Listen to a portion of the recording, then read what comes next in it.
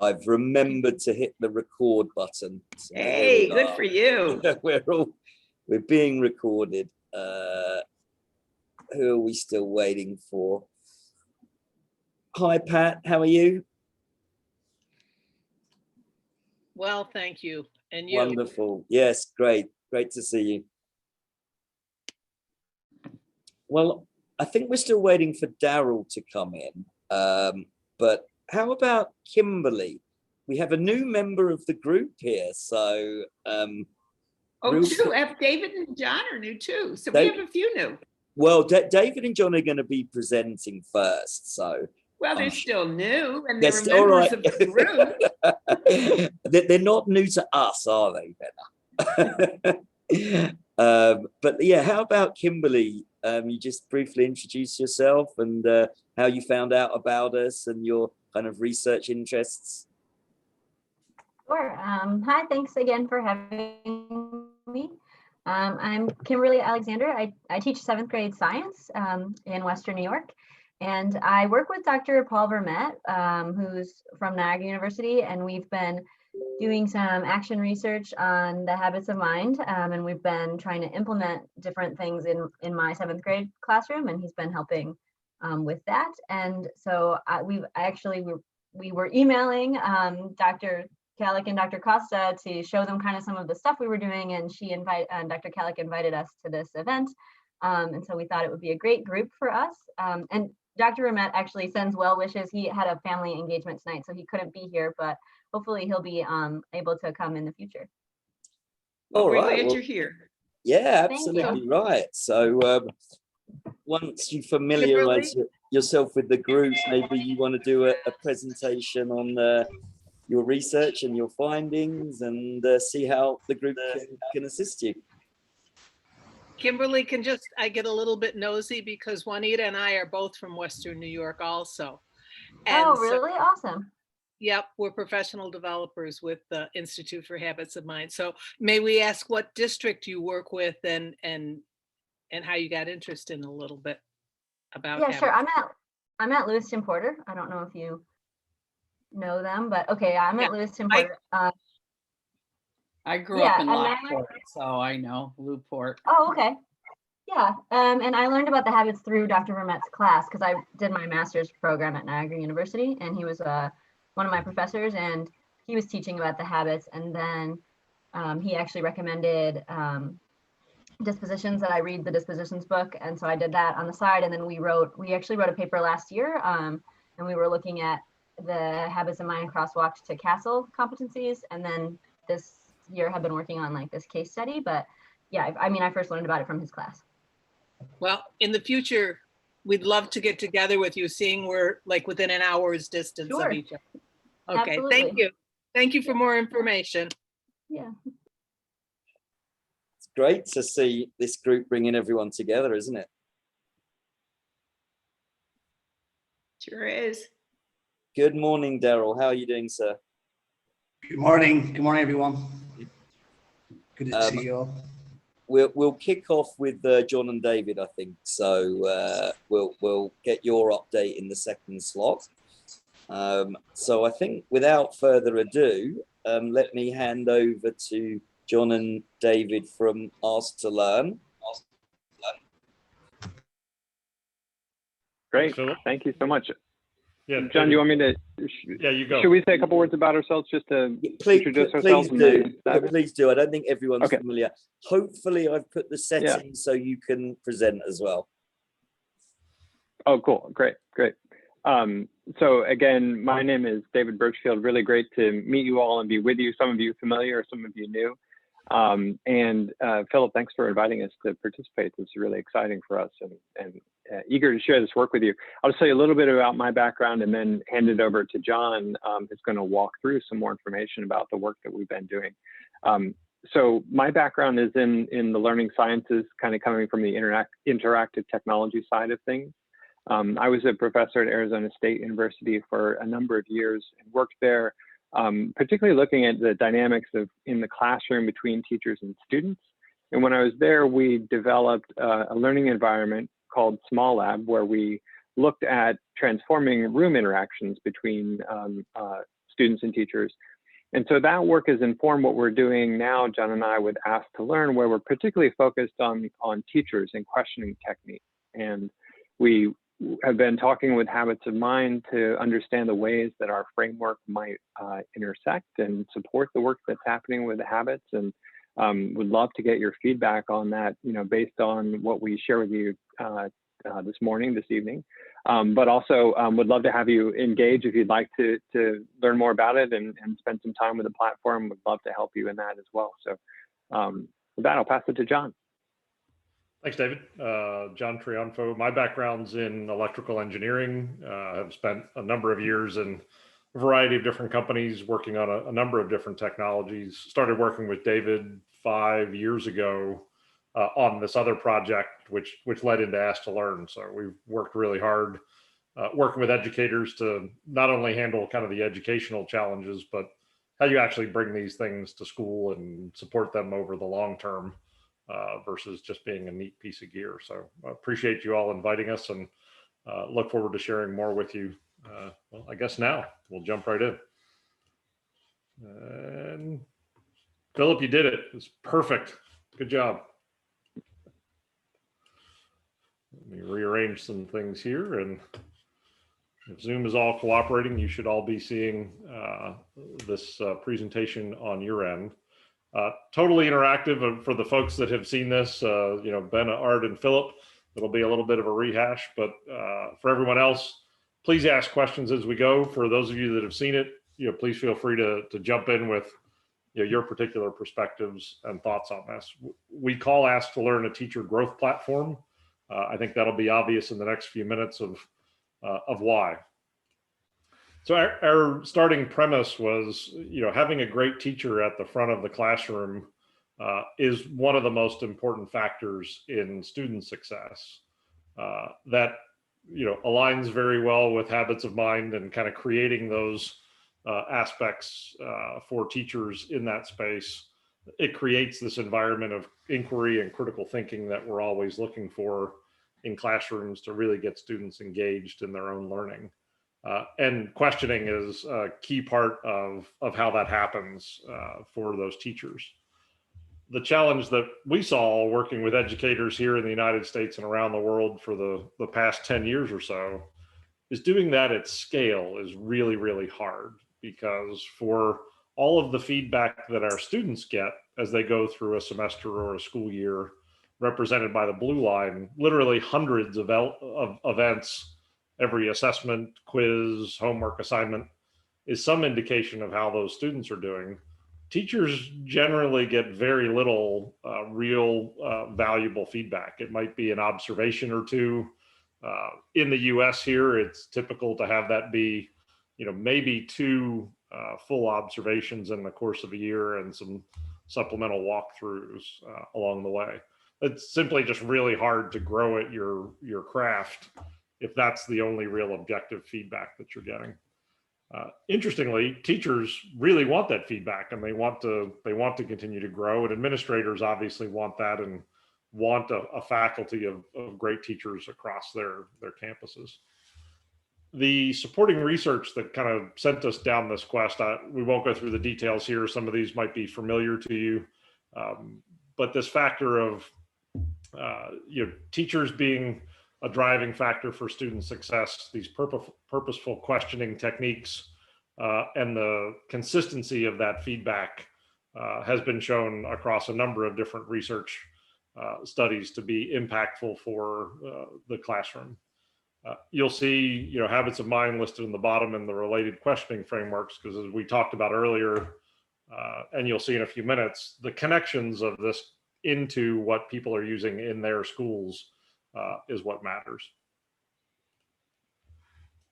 As we talk to administrators around the world and we ask some survey questions about the things that are important to them, these are some of the things that come out of those discussions. And the blue arrows represent kind of the biggest gaps of things that they deem important, like capturing the quality of instruction that's being delivered in the school, saving administrator time, providing timely feedback to teachers, are all deemed very important to administrators and not satisfied by their current tools that they use in one form or another. And that's something that we use to inform the types of things we build into the Ask to Learn platform. One of the other things that we look for out of those surveys is getting from educators, what are the features of quality instruction, and how do you measure that? And you'll see, the largest one here is, are my teachers engaging all the students in the class? Are they using what that school or district considers best practices to do that? And are they asking content aligned questions and checking for understanding as they go? These are things that, typically people are trying to capture with some sort of in-person, observation and rubric, but it gets really hard, as Philip can attest from our early conversations there. That led us, when David and I started working on Ask to Learn almost 2 years ago, the goal was, how do we build a system that better gives this feedback in an objective way directly to the teacher on a high frequency, high fidelity basis, and enables them to work with administrators to build great faculties across their entire organizations. And so that's what we did. That's what Ask to Learn does. It helps capture the quality of instruction that's happening. It greatly reduces administrator time. If you think of, if you've got 1 or 2 administrators and 50 or 100 teachers, you can't possibly get to them all enough. And most importantly, provides this kind of timely data for teachers about their instructional approaches they're using. All right. I'm going to walk you through the how it works real quick, and then we're going to turn you over to David, who's going to show you this live so you can kind of see what folks like Philip are seeing, who's already on the platform, and others around the world that are using it. The first step is capturing the teacher's lesson. We do that using an app on a phone, to capture it if it's an in-person lesson. It can take any audio stream from a Zoom meeting or any other type of web meeting if you prefer to do it that way as well. But we record the teacher and the teacher's only audio. We don't capture any of the student dialogue as part of what we're doing so far. Once that lesson is done, the teacher uploads it to the Ask to Learn platform, from the device. Once it hits the Ask to Learn platform on the back end, the first thing we do is run that recording through a transcription process to create a text transcription of that lesson. Secondly, we then run a series of AI algorithms against that to start categorizing that text into valuable feedback for the teacher. We do that using automation, and as you'll see when David shows you, a lot of transparency as well. So it's clear to the educator what happened on the other end, so they can understand and make sure that it makes sense for them. Some examples, very high level of what you'll see live in a couple of minutes, or the first thing we give the teacher is, what was their speaking to silent ratio during that lesson? This chart shows that the teacher was speaking, 76% of the time that lesson was delivered, and 24% of the time was quiet. Most people that see their chart for the first time go, I didn't realize I was talking that much, right? And this is a way they can know, empirically what happened.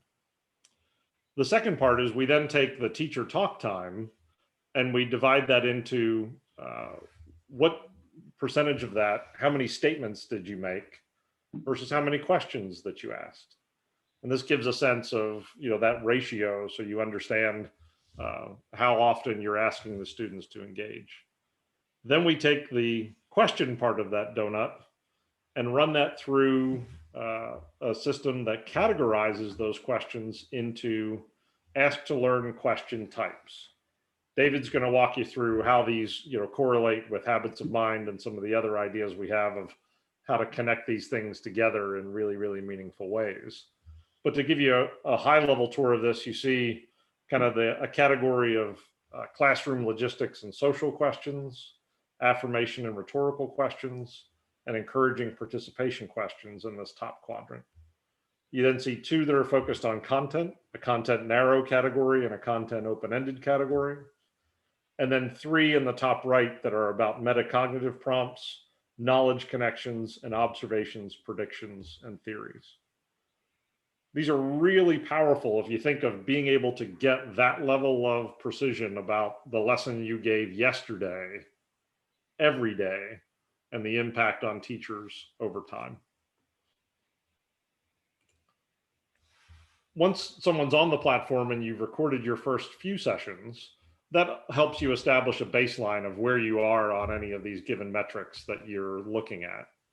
Then working individually or working with your administrator or coaches, you can define, well, these are the metrics that are important to me or us as an organization and a goal that I would like to achieve. And you can set that goal in the platform. And then as you add more sessions, you see people progress towards these goals over time because they're getting, in many cases, daily feedback as they go. Okay. I'm going to stop speaking now because it's now David's turn, but why don't we open it up for a quick barrage of questions while we're switching gears? Any questions so far?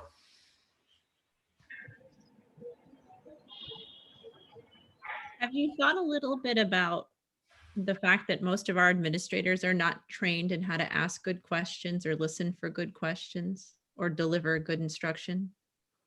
So that this tool would be something they would actually have to learn the skill first to use?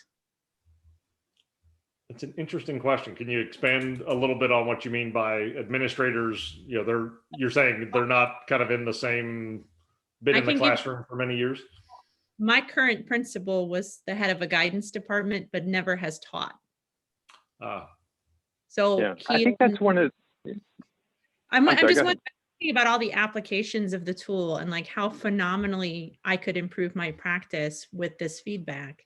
Because I'm a large question asker and I would love to know how to ask better questions. But when I look to the team that would use this as a tool to evaluate me as a teacher, I don't think that they have the skill set to know what a good question is. Because they don't have most of the administrators I've worked with in 20 years of teaching do not come to an administrative role from a teacher's perspective. Do you know what I'm saying? Like I've worked for people who have never taught. Yeah, that's a really great point. And I want to be really clear that part of the administrator role is they have to do these evaluations and things that they do for their job. Right. The value that we see here in the administrators that we work with isn't about, okay, this is a way to accomplish that in an automated way. It's a way to provide teachers direct feedback where they can learn and improve their practice without having to say, okay, to do that, to give my staff of 50 the feedback and growth they need, I need like 25 people and I can't afford that. So here's a way where I can build a system and let teachers cluster together, mentor, share, and team up on what's working well in my classroom that you can learn from and vice versa.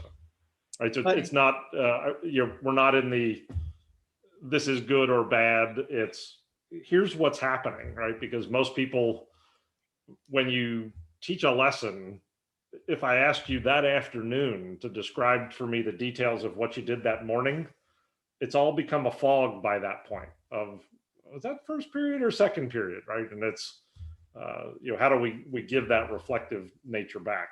But David, I'll ask you to add to that. You probably have. John, let me speak to that. Sorry, David, just let me speak to that a little bit because I thought Jennifer's question was fascinating. So I think that the first part is that it's the artificial intelligence that determines the question category. So actually the administrator doesn't have to be highly skilled in order because the AI does it for you, which is pretty cool, right? The second bit, I just want to talk a little bit about my experience here on how to get buy-in, because I'm not going to lie, there were some responses from faculty that said, oh, this is surveillance. So in order to kind of say, well, no, hold on, this is something to have rich conversations and for you to use as a tool for yourself, actually to set your own goals, etc., rather than a kind of judgmental thing. And the second bit, and this is, where I asked John and David to accelerate the analysis of my lesson, because what I decided that I'd like to, lead by example.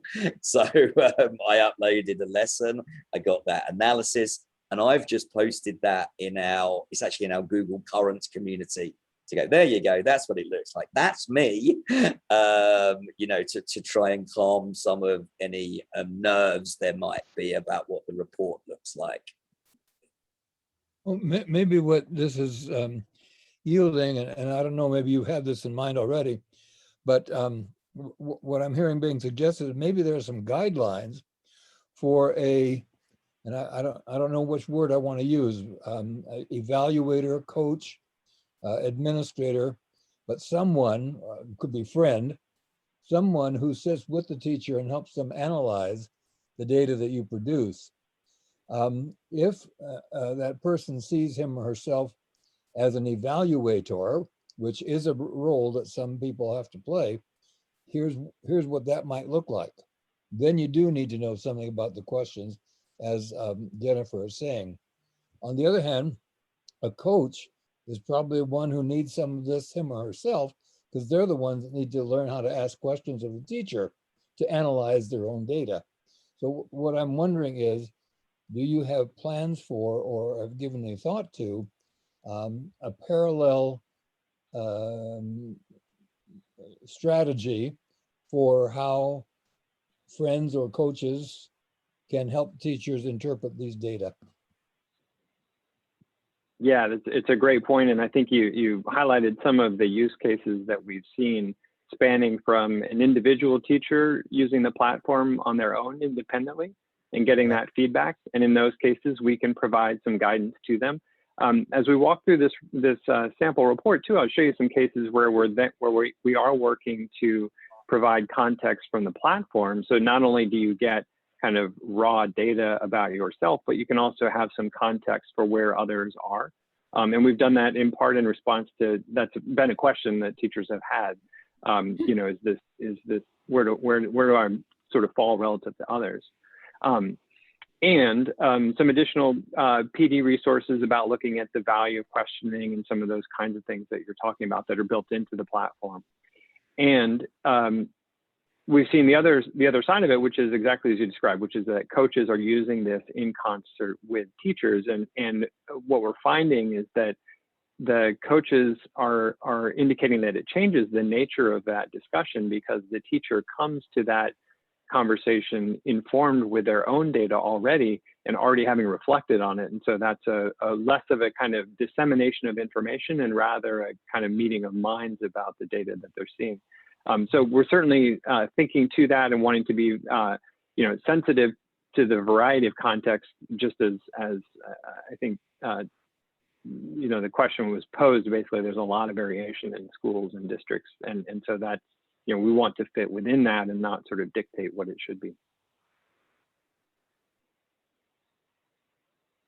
Any other questions before we're going to take a look at maybe some reports quickly and just give you a sense of what the platform looks like. But again, before we do that, any other questions? That was a great one.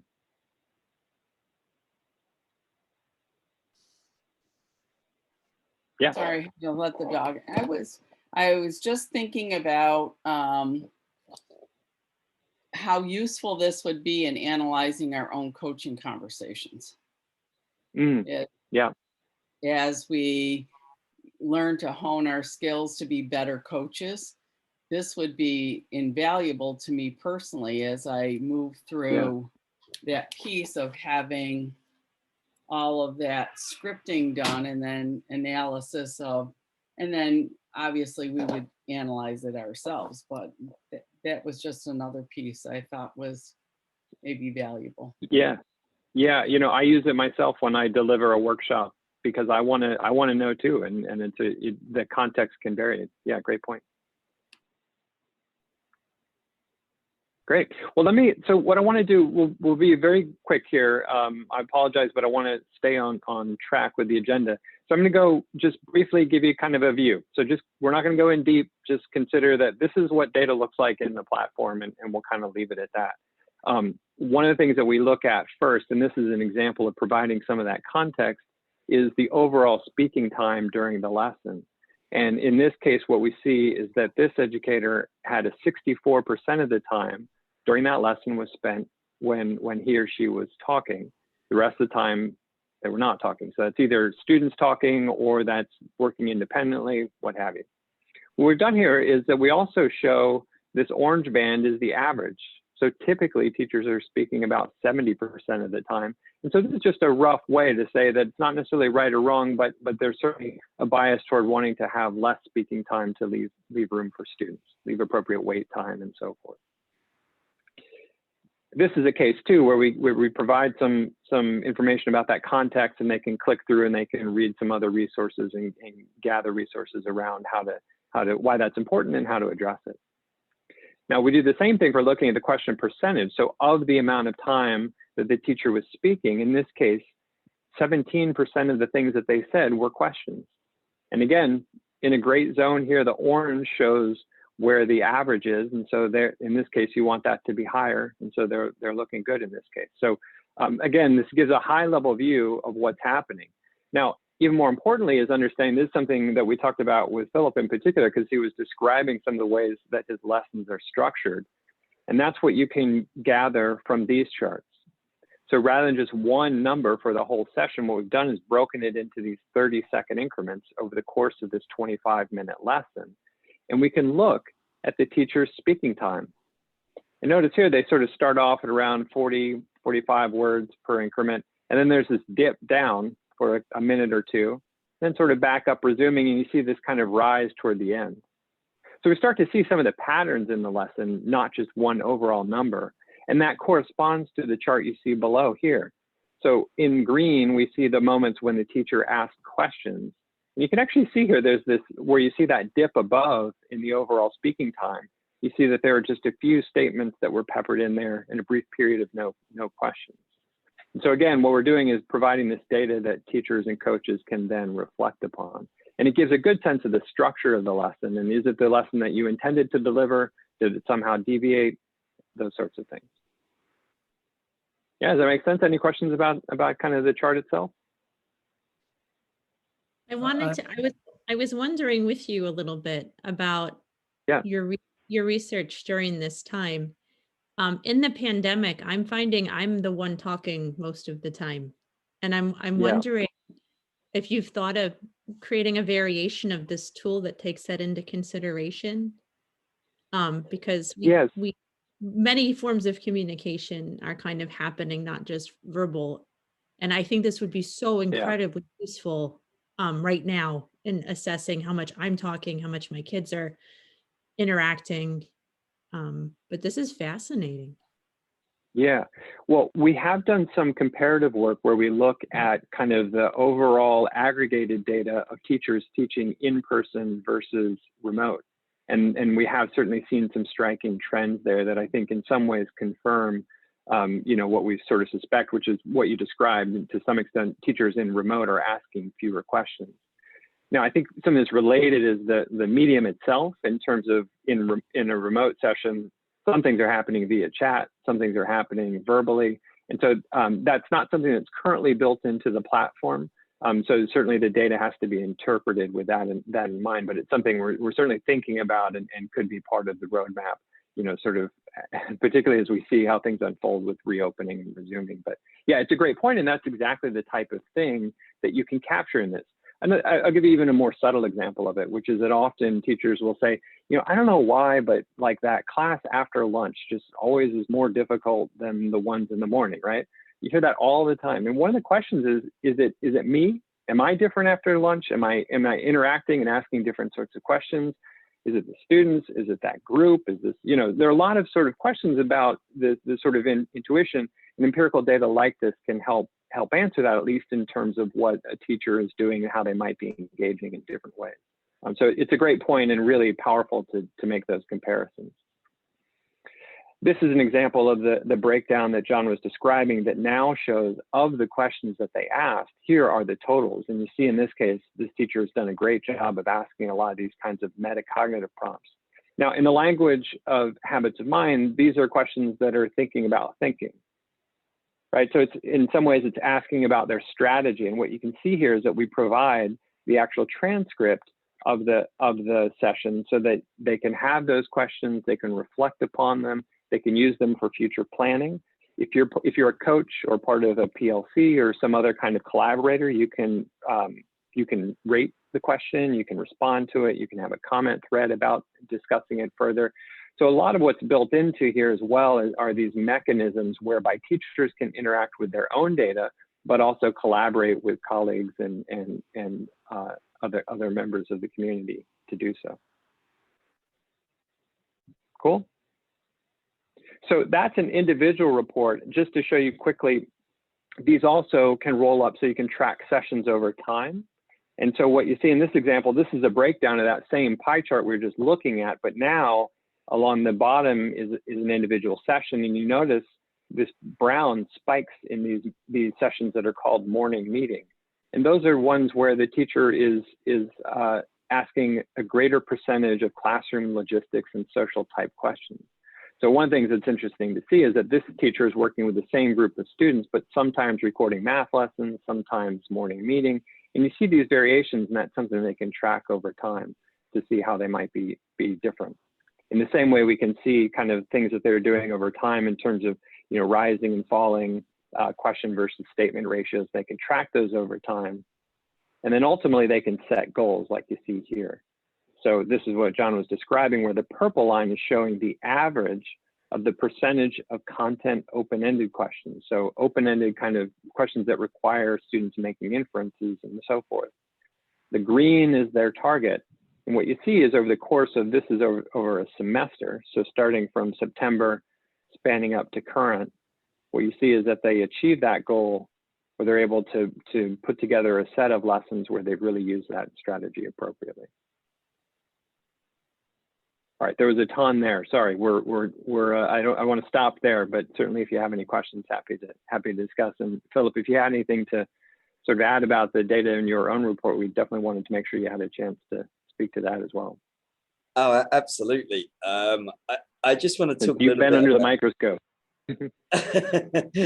I just want to say that I had a great conversation with David, and I mean he really did it like a coach, because we went through this, but he was asking me, you know, were there any characteristics of this lesson, and you know, how did you think it went, and is there anything that surprises you?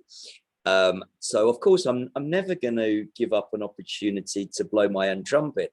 So it was I was 55% teacher talk, which I wasn't too upset with, considering it's the online environment. But I'm also very confident that yesterday's lesson was less, which is kind of great that I'm thinking about it more.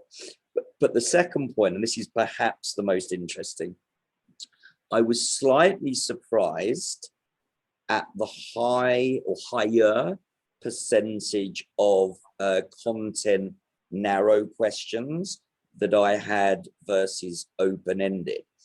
But then when I discussed this with David and we kind of talked about the AI a bit, if I had phrased my questions slightly differently, they would have appeared as open-ended and actually probably been better questions.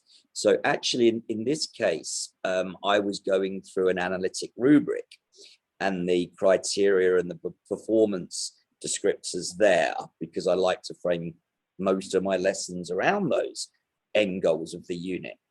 So I was asking, and I think one example was, have you used a variety of local and global sources to determine your research question? If I had phrased that as, how have you, then that's going to come out as open-ended. And actually, I think we can agree on probably a better question. So that was really, really useful and insightful. And that definitely actually drove some of my questions, or drove a different approach that I had when I taught the lesson yesterday.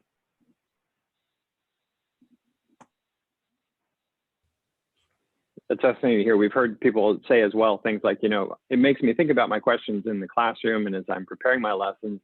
And also when I go home and I'm talking to my spouse, I think about the questions that I'm asking there and the quality of those questions. But it's fascinating the way that sort of just drawing your attention to this is powerful in and of itself. And in some ways that is the intervention, to focus attention on it and focus on the planning. And then to provide information, you know, Philip, it'll be fascinating to see how your reports evolve over time, not just day to day, but as, you know, as we saw in these examples over the course of weeks and months, to get a sense of where those trends are and how they're impacting. So yeah, it was really fun going through it and fascinating. And that first time you look at the data is always really interesting because it's full of surprises. John, did you just want to bring up maybe that one slide? We need to hop because I think it's our time's up, but just wanted to share with you the program that we have if you guys would like to try out some of this and learn more about it yourself. Yes, so what you see on your screen is the program we've been running with Philip. So if you'd like to learn more and put this in action for yourself or your school as part of this project, there's an easy way to do that. We'll set you up with 3 users, 25 hours of analytics work, which is a lot of lessons to capture. And we'll walk you through, like we did with Philip, what those data show, so you can get a handle on it. You can email me directly at John at Ask to Learn or David, or you can sign up at this URL. I'll throw this in the Zoom chat in a second. So you can just click through it there, but just basically reach out to us and we'll set you up. It's super easy to get going and we'd love to have you participate. John, say a little bit more about the technology that you use to capture the data.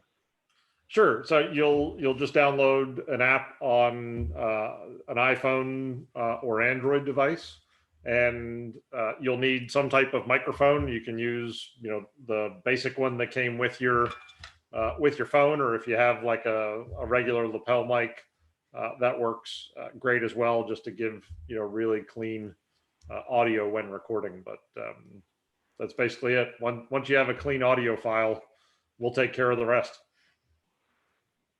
Would you allow us to use it if we were trying to analyze coaching sessions? Yeah, we'd be glad to experiment with you on that for sure. Well, I just don't have classes. Yeah, yes, sure. I mean, from our view, any type of question analysis is great. Is great there. So the way we run these programs, the first couple of lessons you upload, we'll process them on our side, and then we'll set up a time to review them with you, just like we did with Philip. So we're not just going, here's a bunch of data that you're going to look at and go, all right, exactly what am I looking at? So we'll walk you through that. Once we do that lesson, we'll then turn them around, and teachers get feedback. It's typically 24 hours or less from when they're uploading that lesson to when they have that feedback, which is so powerful to be able to see that literally daily as you teach and deliver instruction.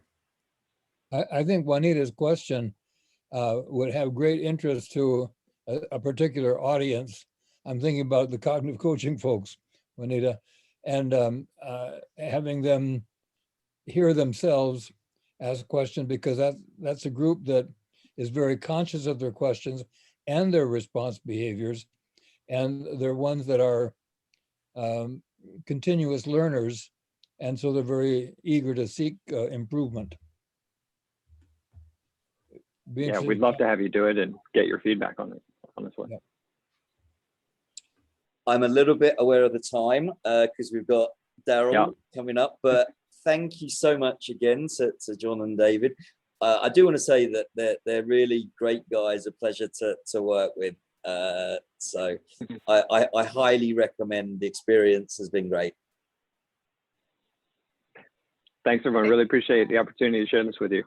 Please, we appreciate it. Please do stay on the call if you're interested in learning about some of the action research that's happening at CIA First. We'll do, for sure. The information on the programs in the chat if anybody wants to give it a go. Awesome.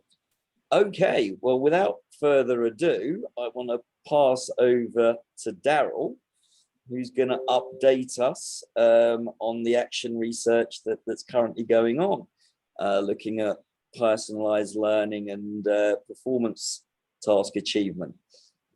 So, Daryl, Okay, thank you very much. Would you like me to present? Would you like me to get anything up, or just?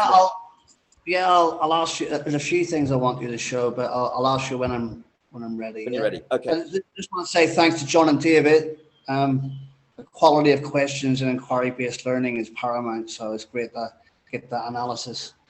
I just want to give you a quick reminder on the research that I'm doing.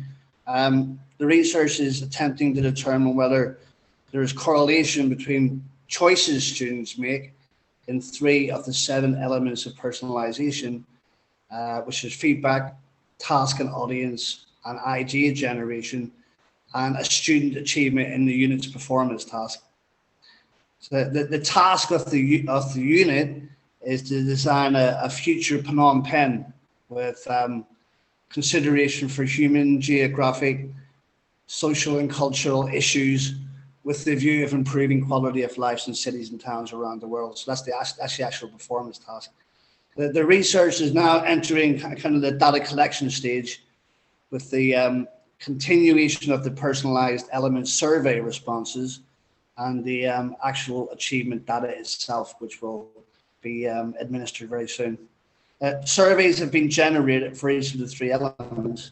The feedback survey has already been rolled out, and the student choices were negotiated, as initial responses were influenced by students' reticence to forego any teacher assistance, thinking it may have a negative effect on their grades, when in fact it may have the opposite effect on their grades. So we needed to ensure they were making informed decisions through negotiations. And the teachers are about to employ a cornerstone lesson now, which will include the idea generation survey. And I think that's what we can have a look at now. The actual lesson that the teachers are going to administer. So the task and audience, the last one to be employed now, will be employed for the performance task itself.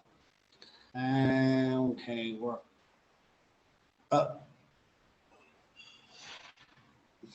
yep. So this is the cornerstone lesson. Is that the one you want, Daryl? That's the one I want, yeah. All right, let me present it. I don't think you have enough tabs open. That is literally like 327 tabs. What are you doing? It's an indication of how hard we work here. It's an indication you learned how to use a computer in 1998. My goodness. I can't function with more than 3 tabs, to be honest. Yeah. Okay, this is a lesson overview, which basically has the stage 1 goals there. They have the UTG, which is the transfer goal. They have the essential question of the lesson, and the topical EQ, and the habit of mind. And the habits of mind form an integral part of this task, with obviously creating, imagining, and innovating being a requirement for idea generation. The employment of the habit of mind within the lesson also gives the student context to help with the decisions made in the idea generation survey, which is part of the lesson. In fact, the actual habit of mind assessment for the unit served this purpose as well. It was a task that was given at the very start of the unit, where the students were asked to imagine a smart city initiative in Saudi Arabia. So it was kind of a case study for them to put in practice their habit and mind skills for creating, imagining, and innovating. And then the students are also asked to do that in the hook for the lesson. So to get them engaged in the lesson, they're asked to create, imagine, and innovate. Try to make it interesting to the students by looking at the gadgets that they could be used to improve the physical environment of the city. So that's the hook of the lesson, to get them in the framework of creating, imagining, and innovating, so that they can actually have a informed decision on their idea generation survey. So yeah, once the survey is filled out, then they then have three. They have a activity which is based on their choice. So if you go to the next slide, Phil.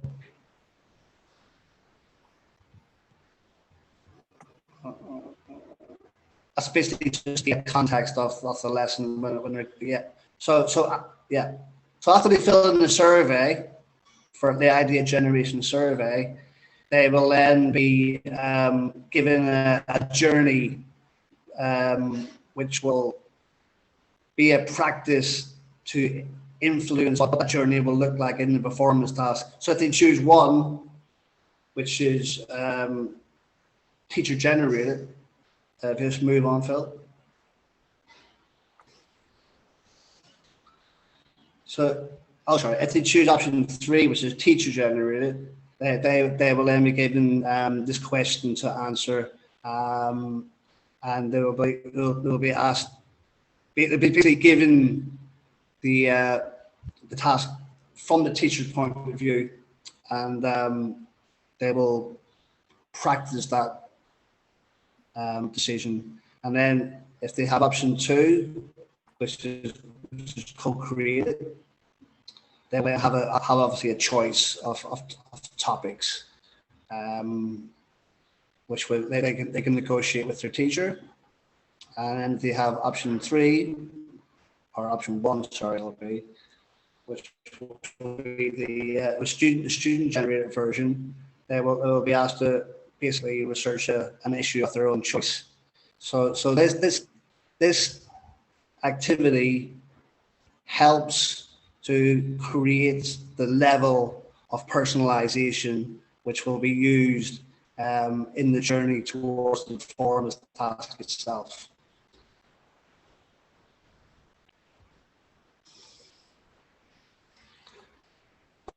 Basically, when we've done that, we've they reflect at the end on how to use job today. Creating, imagining, and innovating is part of this task, but taking responsible risk is also a part of the unit, and obviously in urban planning itself, taking responsible risk is a big factor in the environmental issues and cultural and social and economic issues that are involved in that. So that's where we are now. The teachers are just about giving this lesson out in the next couple of days. And yeah, it's been a very interesting unit, and we've had our challenges with the pandemic, and student engagement was also an issue when it went online. But I feel that the students are really grasping this initiative of personalization, and this is a bit of my task showing now. Given the start of the unit, I think we're still going to get a bit rest of student generated, although a few are. I'm very excited. I don't know what it's like for everyone else, but your audio is really cracking up. How is it for everyone else? Have not went the teacher created route. Daryl,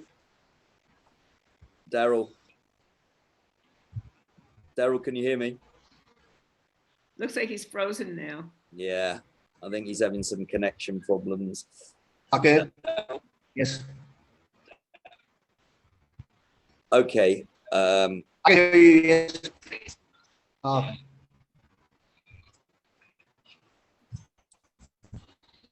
right. Maybe I'll take it over. Did you hear any of that? Let me send a message in the chat.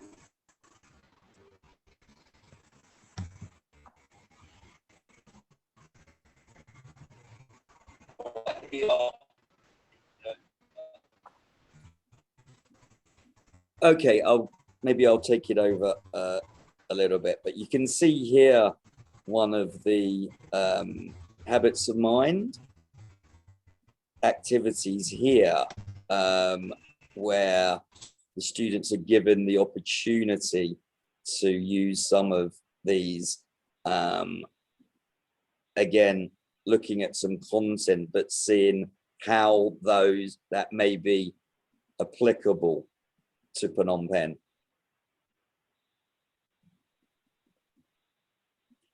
Also there, we've got the taking responsible risks, but you'll also see how we've integrated the dimensions of growth there as well. Is this a common practice for your faculty to have an assignment set up where the habits are built right into the document you give the kids? Absolutely, yes. Yeah, that's really, really an awesome idea. So simple. I sometimes miss the little easy things. Well, yeah, I mean, this is all part of the UBD plan. So, you know, in fact, let me show you that briefly. You're very conscientiously designing these things to support something large. I think intentional is the key word, yeah. So here you can see the plan, and you can see that the stage 1 goals include the habits, our long-term transfer goals there, our essential questions, etc., etc. But you can also see, and this is where EduPlanet comes into its own, that you can do these alignment checkers to make sure that all of your stage 1 goals here are being assessed and also are included in the learning activities.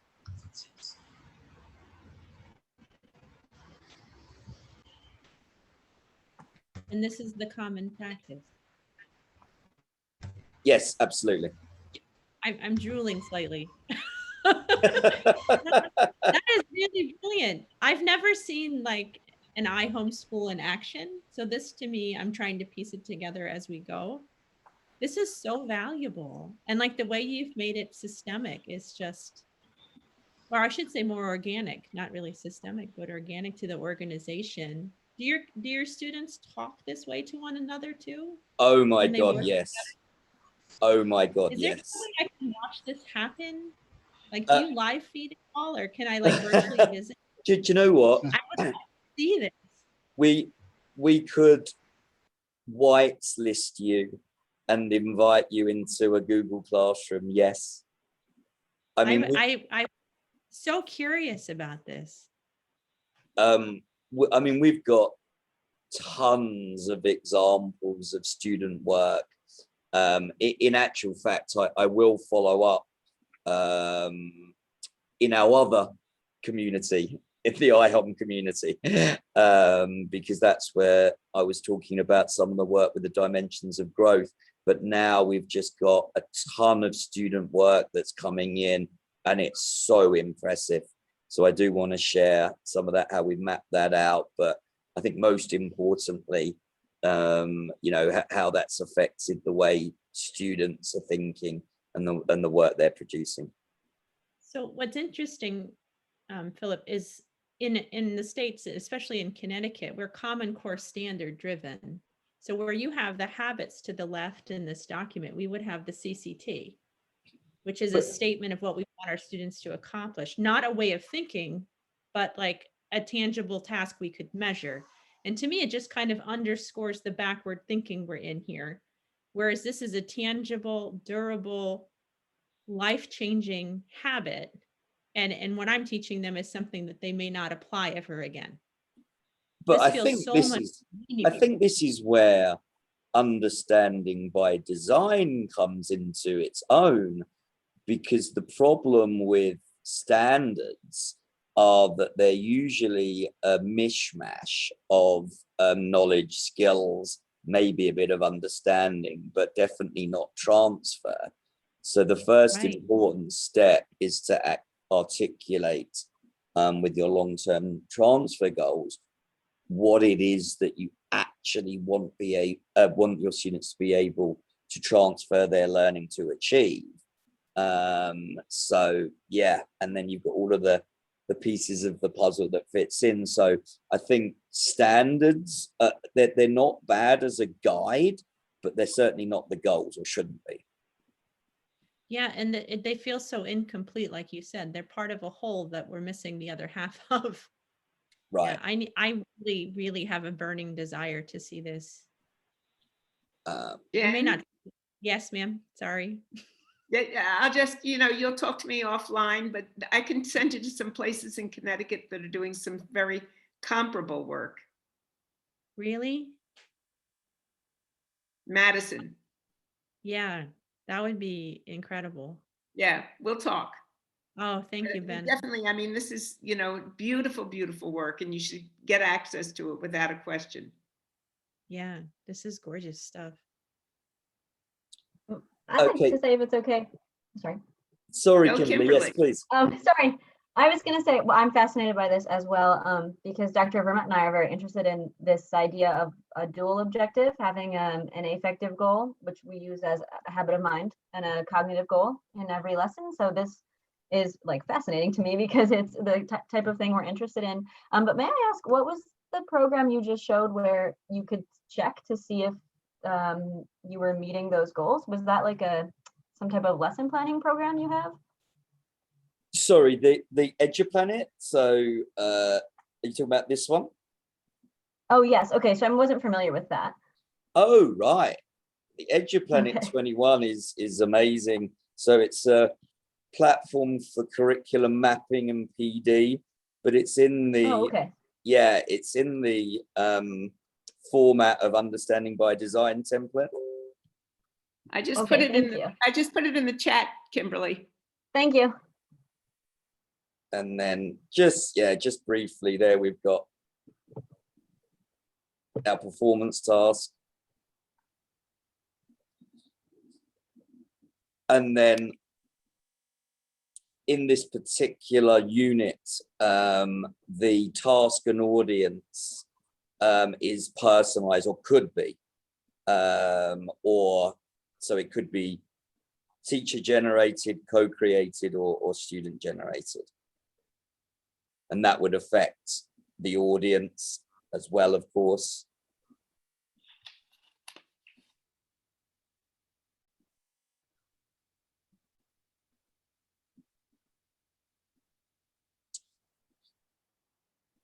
I think, but probably because we don't have too much longer left. If I just stop sharing. Philip, do you load that content into EduPlanet because you bought into that platform? Sorry, what? Can you just repeat that?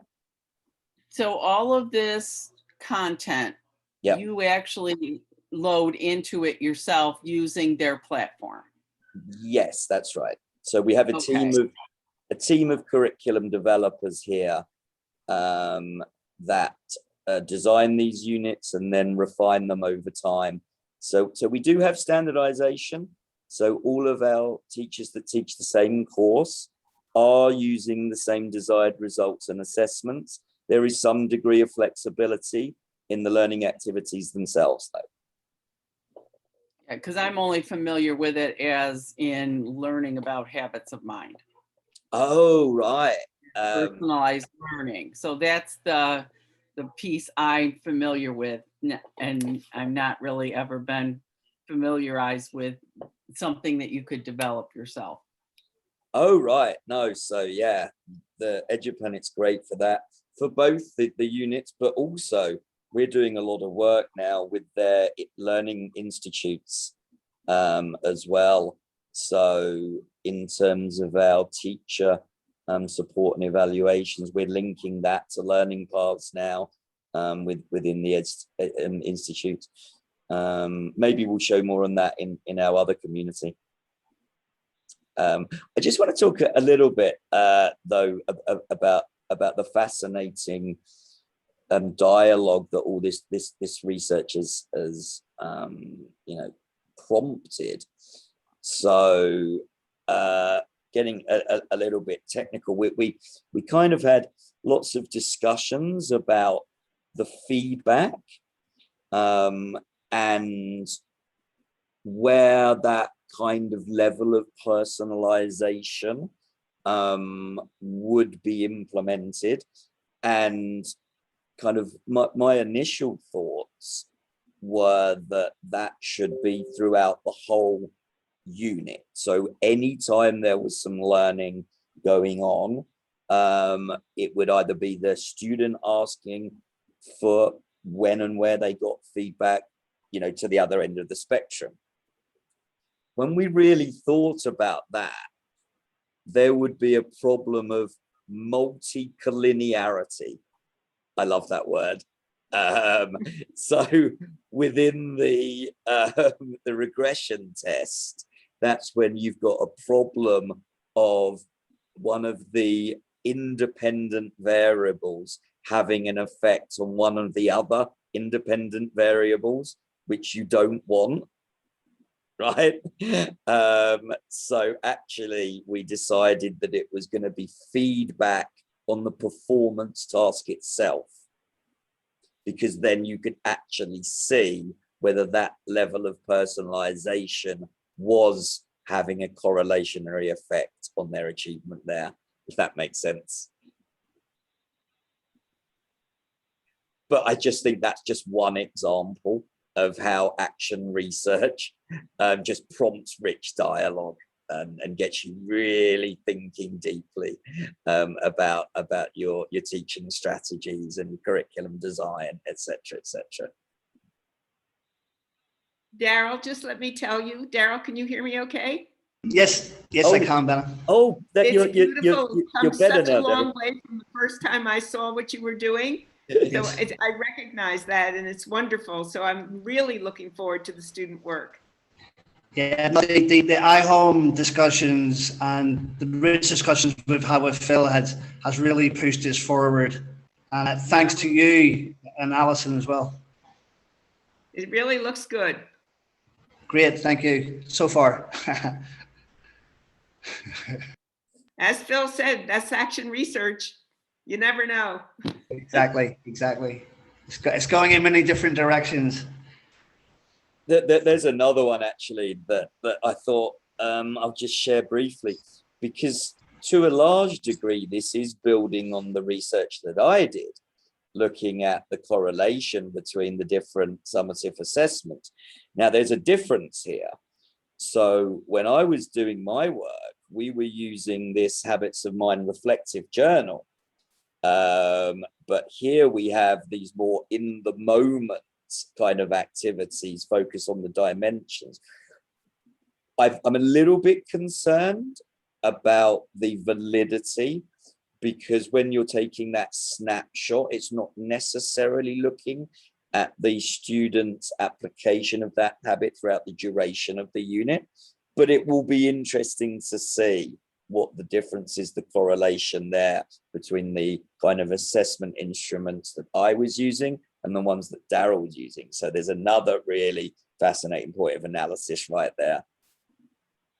And if you're interested in Phil's research, if you don't already know it, it's on our website and it's listed in the tab under research.